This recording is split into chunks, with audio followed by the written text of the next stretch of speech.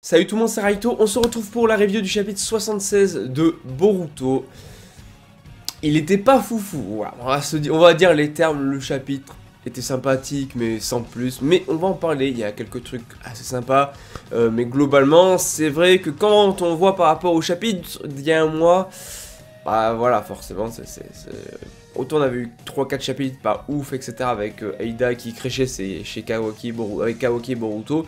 On a vu un gros chapitre, et là, ça y est, on est reparti sur des chapitres où il se passe pas grand chose, voilà, on va dire les termes. En tout cas, n'hésitez pas à liker, à partager, à vous abonner, à me dire en commentaire votre avis sur le chapitre.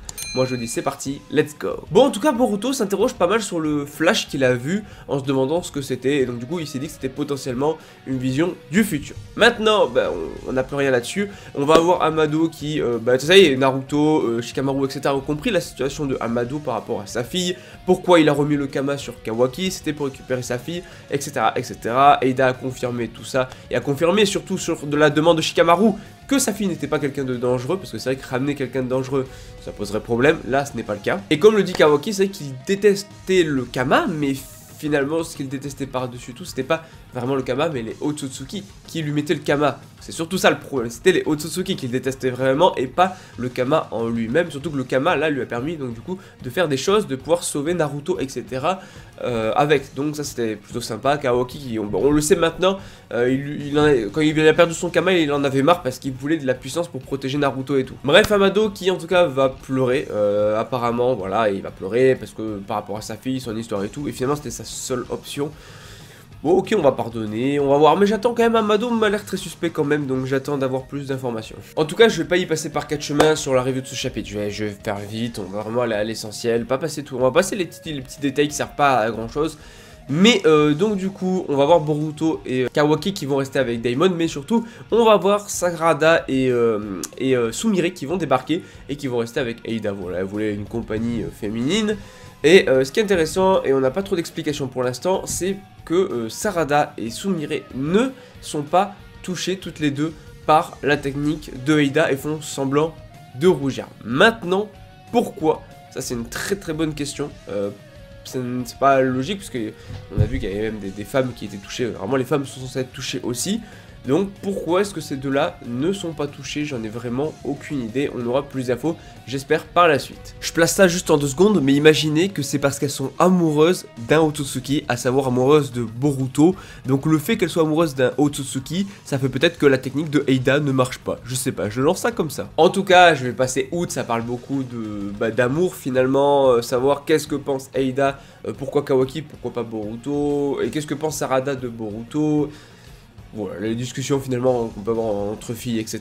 Donc je vais passer outre, c'était pas hyper intéressant de fou non plus. Hein. D'ailleurs, Sumire a tenu au courant Shikamaru que le pouvoir ne marchait pas sur elle. Je vous l'ai dit, la review va être courte, vraiment, le chapitre m'a pas emballé du tout de fou. Et en plus, il se passe pas énormément de choses, on a quelques trucs comme j'ai dit, mais globalement... j'ai du mal avec cet arc là, depuis qu'on a... autant, le perso de Eida est cool. Daimon, je suis un peu moins fan, mais ok. Autant, je veux dire, on y passe trop de temps sur des chapitres où en fait on a juste Eida qui va crécher avec Kawaki Boruto. C'est long, on attend un mois quand même. Un mois pour finalement pas avoir grand chose en termes d'avancée dans l'intrigue. Donc, c'est un pari très risqué pour Kishimoto.